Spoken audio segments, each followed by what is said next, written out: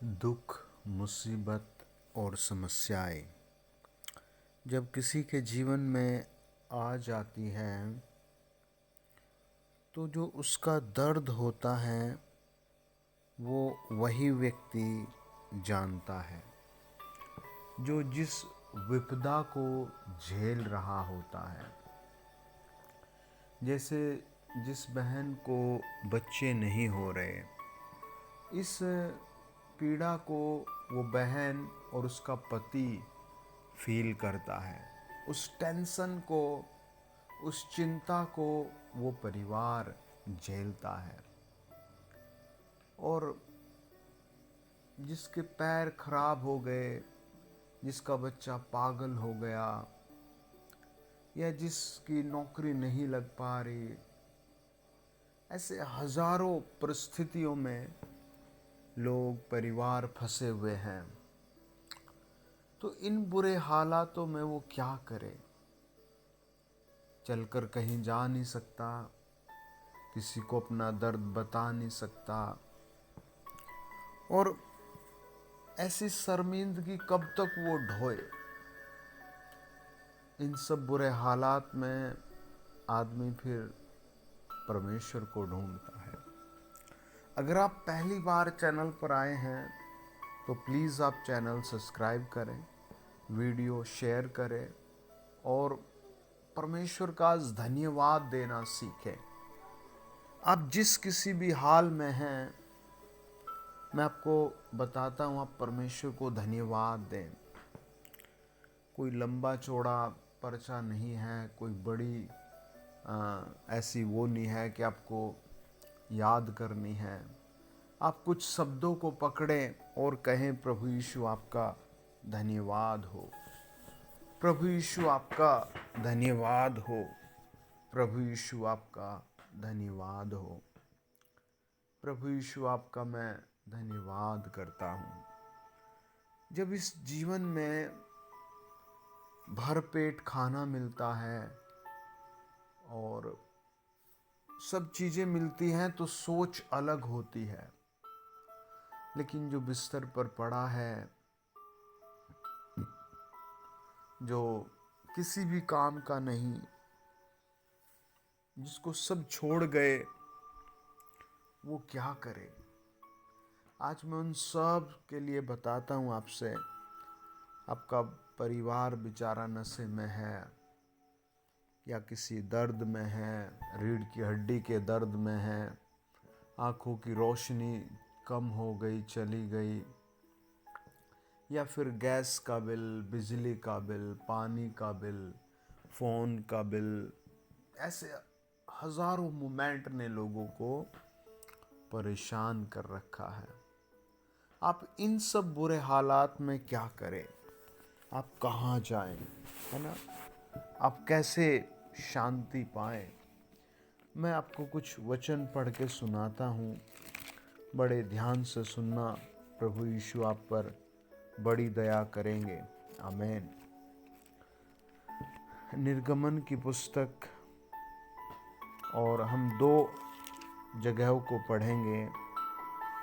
15 अध्याय उसका 22 से लेकर 26 वचन। लिखा है, मूसा इज़राइलियों को लाल समुद्र से आगे ले गया और वे सूर नाम जंगल में आए और जंगल में जाते हुए 3 दिन तक पानी का सोता न मिला। फिर मारा नामक एक स्थान पर पहुँचे, वहाँ का पानी खरा था और उसे वे न पी सके, इस कारण उस स्थान का नाम मारा पड़ा। तब वे यह कहकर मूसा के विरुद्ध बकबक करने लगे, हम क्या पिएं? तब मूसा ने यहोवा की दुहाई दी और यहोवा ने उसे एक पौधा बतला दिया, जिसे जब उसने पानी में डाला तब वह पानी मीठा हो गया। वही यहोवा ने उनके लिए एक विधि और नियम बनाया और वहीं उसने यह कहकर उनकी परीक्षा की। परमेश्वर का वचन बताता है कि इन लोगों को पानी की ज़रूरत है, लेकिन पानी इनके पास है ना?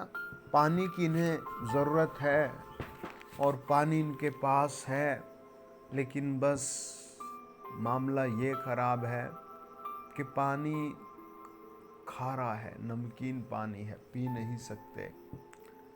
आज ये नहीं कि बीमारी की दवा नहीं है, ये नहीं कि भूत प्रेत का इलाज नहीं है, ये नहीं कि गरीबी का इलाज नहीं है, ये नहीं कि बांझपन का इलाज नहीं है। सब चीज़ों का इलाज है, लेकिन कहाँ मिले, कैसे मिले, कैसे ढूंढे।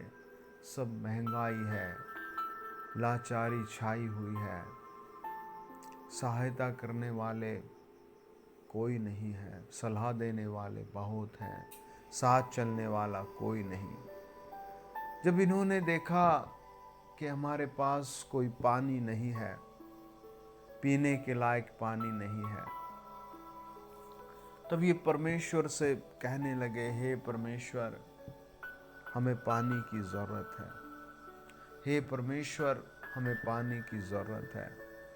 तब परमेश्वर ने मूसा को एक पौधा बताया, उसके मन में डाला कि ये पौधा इस पानी में डाल कर दे, और उसने डाला तो पानी मीठा हो गया। आज आप जिस किसी भी हालात में हैं, आप अपने आप को बहुत छोटा करें और परमेश्वर को पुकारें और बार बार कहें कि हे प्रभु यीशु, हम पर दया करो। जब आप ऐसे प्रार्थना करेंगे कि हे प्रभु यीशु, हम पर दया करो, हे प्रभु यीशु, हम पर दया करो, हे प्रभु यीशु, हम पर दया करो, तो वो आपके लिए मिरेकल मनी भेजेगा। वो आपके लिए रेन ऑफ मनी करेगा, पैसे की आशीष की बरसात करेगा, हीलिंग की बरसात करेगा, चंगाई की, फोड़ों से चंगाई। आज, कल, परसों आप विशेष प्रार्थना में ज्वाइन हो। निर्गमन 17 अध्याय बताता है कि इज़राइलियों की सारी मंडली सीन नामक जंगल से निकली और यहोवा के आज्ञा अनुसार कूच करके रपीदीम में अपने डेरे खड़े किए, और वहाँ उन लोगों को पीने का पानी न मिला। और फिर वही समस्या उभर आई। अभी पानी पीकर चले थे, 16 अध्याय में आसमान से खाना बरसा था, उसे खाकर चले थे। एक समस्या जिंदगी का, एक मैं आपको सच्ची बात बताता हूँ कि रात अगर सुकून से कट गई तो सुबह को तकलीफें बहुत आएंगी, और सुबह को अगर शांति रही तो शाम को कोई ना कोई चढ़ाई जरूर करेगा। इसीलिए आप बहुत बार प्रार्थना करें। अगर आप सिटी में रहते हैं, शहर में, तो भी आप प्रार्थना करनी जरूर सीखें। अगर आप एक अध्यापक हैं, पुलिस वाले हैं, टीचर हैं, आर्मी वाले हैं, तो भी आप अपनी 5, 7, 10, 15, 20 मिनट प्रार्थना में ज़रूर दें। सुबह उठते ही ज़रूर वचन पढ़कर प्रार्थना करें। रात को सोने से पहले ज़रूर प्रार्थना करें। यात्रा में जाने से पहले अपने लिए प्रार्थना कराएं या करके जाएं। वचन बताता है कि फिर से इन्हें वही तकलीफ आ गई। जैसे एक भाई को बहुत बुरी तरह एक रोग हो गया, बवासीर, और वो इतना डेंजर हो गया कि उसका पूरा बॉडी सूख गई, वो रोता था। और किसी ने कहा कि अगर तू ऑपरेशन करा ले तो ठीक हो जाएगा। उसने कराया, कुछ दिन ठीक रहा, फिर उसने कुछ ऐसी चीज़ खाई जो गर्म होती है, जैसे मसूरी की दाल या कुछ मूंगफली, ऐसी चीज़ें खाई, वो बीमारी फिर आ गई। वो फिर बहुत रोया और बिस्तर से चिपक गया, और उसके परिवार में उसका कोई हेल्पर नहीं रहा। उसकी पत्नी उसे छोड़कर चली गई। जब काम नहीं होता था तो जहाँ नौकरी करता था उन्होंने भी घर रहने को बोल दिया। कुछ दिन भाइयों ने उसका साथ दिया, फिर उन्होंने भी अपना अपना काम देखना था, और बिस्तर पर ऐसे हो गया जैसे मौत बस मौत का इंतज़ार है। पता नहीं कैसे उसे एक दिन पता लगा कि प्रभु यीशु बहुत अच्छा परमेश्वर है। उसने बस थोड़ी सी प्रार्थना सीखी कि हे प्रभु यीशु मुझ पर दया कर, हे प्रभु यीशु मुझ पर दया कर। और उसकी यही प्रार्थना रही और कुछ महीने बाद वो धीरे धीरे बिल्कुल ठीक होता चला गया। मैं अभी कुछ दिन पहले एक जगह प्रार्थना करने गया। एक बहन ने गवाही दी कि मेरे 4 बच्चे मिसकैरेज होकर मर गए और ये बच्चा आपने जब प्रार्थना की तब हुआ मुझे, लेकिन ये बच्चा होने के बाद भी इन्फेक्शन हो गया, छोटा सा बच्चा। प्रियो, आपको प्रार्थना करनी आनी जरूरी है। आमीन। आज आपके लिए मैं घोषणा कर रहा हूं, आपके लिए रेन ऑफ मनी होगी। आमीन। आपके लिए रेन ऑफ सक्सेस होगी। आमीन। आपके लिए रेन ऑफ ब्लेसिंग होगी, बिग एंड बेस्ट ब्लेसिंग। वचन बताता है जब हम प्रभु यीशु के कलाम को पढ़ते हैं, प्रभु यीशु के वचन को पढ़ते हैं और उसकी ओर देखते हैं, तो नीति वचन की पुस्तक बताती है हमें 3 अध्याय कि ऐसा जीवन तेरा होना चाहिए, है ऐसी तेरी आशीष होगी। मेरे साथ पढ़े नीति वचन 3 अध्याय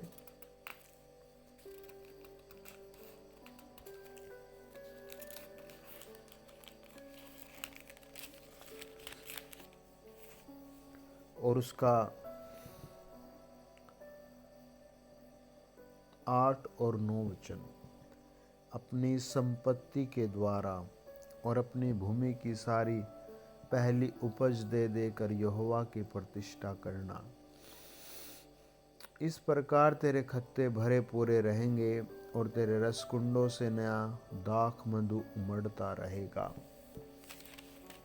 परमेश्वर का वचन बताता है जब आपको योग्य कर रहा है तो आप अपना समय जरूर दें, अपना पहला स्थान प्रभु को दें।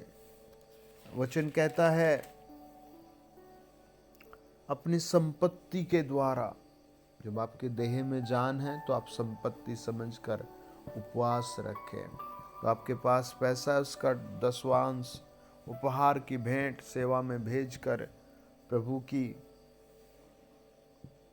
प्रशंसा करें, अपनी भूमि की सारी पहली उपज देकर, अपने दिन का पहला पहर प्रभु को दे करके परमेश्वर की प्रतिष्ठा करें। वो कहते इस प्रकार तेरे खत्ते भरे पूरे होंगे, तेरे जीवन में आशीष होगी, तेरे रसकुंडों से नया दाख मधु उमड़ता रहेगा। शैतान बार बार समस्याएं लाएगा, बार बार तकलीफ़ें आएंगी, तकलीफ़ें थी, तकलीफ़ें रहेंगी, लेकिन परमेश्वर उन पर विक्टोरी देता जाएगा। आपको पता है अपने फ़ायदे के लोग दूसरों का नुकसान कर रहे हैं। बहुत सारी चीज़ों में मिलावटें की जा रही हैं, बहुत सारी जगहों में धोखाबाजी हो रही है। एक सिस्टर पुलिस में बेचारी आई प्रार्थना कराने के लिए। हमने प्रार्थना करना चालू किया और जैसे ही मैंने उसकी ओर हाथ किया, परमेश्वर के सामने आंसू बहाए, कहा प्रभु अपनी बेटी पर दया कर, इस बच्चे की आशीष दें। तो उसके अंदर छिपी दुष्ट आत्मा रोने लगी, चिल्लाने लगी और कहने लगी कि मैं इसके अंदर पिछले 4.5 साल से हूँ।